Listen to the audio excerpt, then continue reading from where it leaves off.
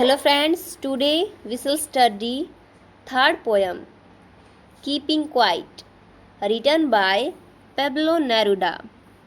So before start this poem, let us know some interesting fact about the poet. Pablo Neruda is the pen name of Neftali Ricardo Reyes Posalto, who was born in the town of Parral in Chile. Neruda's poems are full of easily understood images which make them no less beautiful.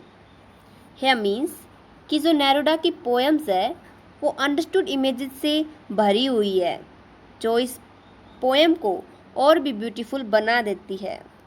He won the Nobel Prize for Literature in the year 1971. In this poem, Neruda talks about the necessity of quiet introspection and creating a feeling of mutual understanding among human beings. तो अब इस poem में हम क्या पढ़ेंगे वो poet बताता है कि इस पोएम में जो नेरुडा है वो टास्क किसके बारे में बात करता है. The necessity of quite introspection, कि जो ह्यूमन है उसको अपने आत्म विश्लेषण की कितनी आवश्यकता है.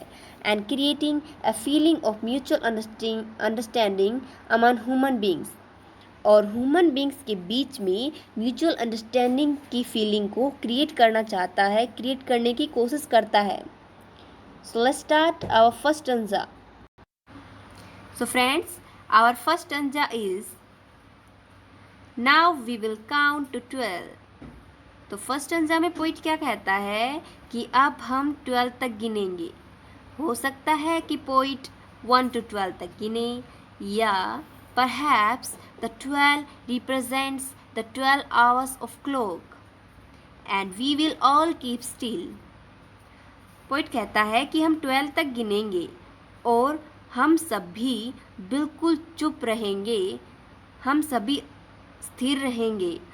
Keep still means not to move, हम मूव नहीं करेंगे, हम बिल्कुल चुप हो जाएंगे. या we can say that we are suspended our activities for once on the face of the earth. एक बार इस धरती के ऊपर, एक बार इस धरती पर, let's not speak in any language, चलो एक बार इस धरती पर हम किसी भी लैंग्वेज में बात ना करें. लेट्स स्टॉप फॉर 1 second, चलो हम 1 सेकंड के लिए रुक जाएं. And not move our arms so much, और अपनी आर्म्स को भी ना घुमाएं, ना मूव करें. तो इसमें पोइट कहता है कि जब तक मैं 12 गिनूं तब तक चलो हम कुछ समय के लिए मोशनलेस हो जाए, और केवल कुछ समय के लिए हम इस धरती पर किसी भी लैंग्वेज में बात ना करें. हम 1 सेकंड के लिए रुक जाएं, हम अपने आर्म्स को भी ना हिलाएं. सो आगे देखिए पोइट क्या कहता है. It would be an exotic movement, कि ये कैसा मूवमेंट होने वाला है. Exotic movement, exotic means unusual, कि ये मूवमेंट कैसा होगा, अनयूजुअल होगा. क्यों? क्योंकि इस समय जब हम सभी मोशनलेस होंगे, किसी भी लैंग्वेज में बात नहीं करेंगे, यहाँ तक कि अपने आर्म्स पे नहीं हिलाएंगे, तो क्या होगा. विदाउट रूल्स, बिना किसी भीड़ के. विदाउट इंजन्स, जब ना कोई इंजन्स होंगे, कोई वर्कर्स काम नहीं कर रहे होंगे, कोई इंजन चल नहीं रहा होगा. We would all be together, हम सभी साथ होंगे. इन ए सडन स्ट्रेंजनेस, एक अजीब स्थिति में हम सभी साथ होंगे. मीन्स यहाँ सडन स्ट्रेंजनेस स्टैंड करती है, बताती है कि जिस समय हम ये सारी चीज़ें कर रहे होंगे उस समय हम सडन स्ट्रेंजनेस में टुगेदर होंगे. मीन्स हम सभी उस समय अपना इंट्रोस्पेक्शन कर रहे होंगे और वो स्थिति हमें यूनाइटी बना देगी. सो इस स्टैंजा में पोइट कहता है कि जब तक वो 12 गिने या फिर क्लॉक में 12 आवर्स चले तब तक हम सभी कीप स्टिल हो जाएं.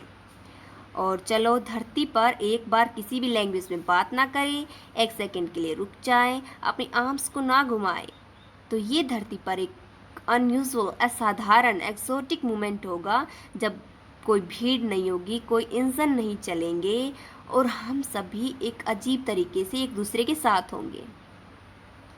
So friend, this is the explanation of first stanza.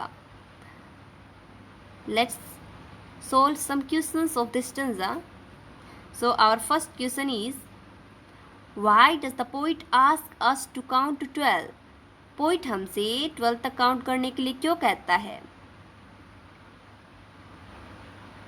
क्यों तो इसमें पोइट हमें 12 तक काउंट करने के लिए इसलिए कहता है ताकि हम जब तक पोइट 12 गिने या फिर clock 12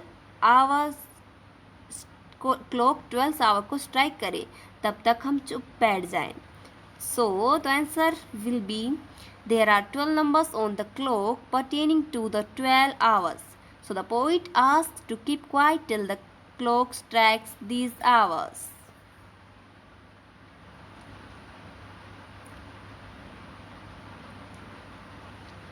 So our next question is, how will suspension of all activity affect us? कि सभी एक्टिविटी में सस्पेंशन, रुकावट हमें किस तरह प्रभावित करेगी?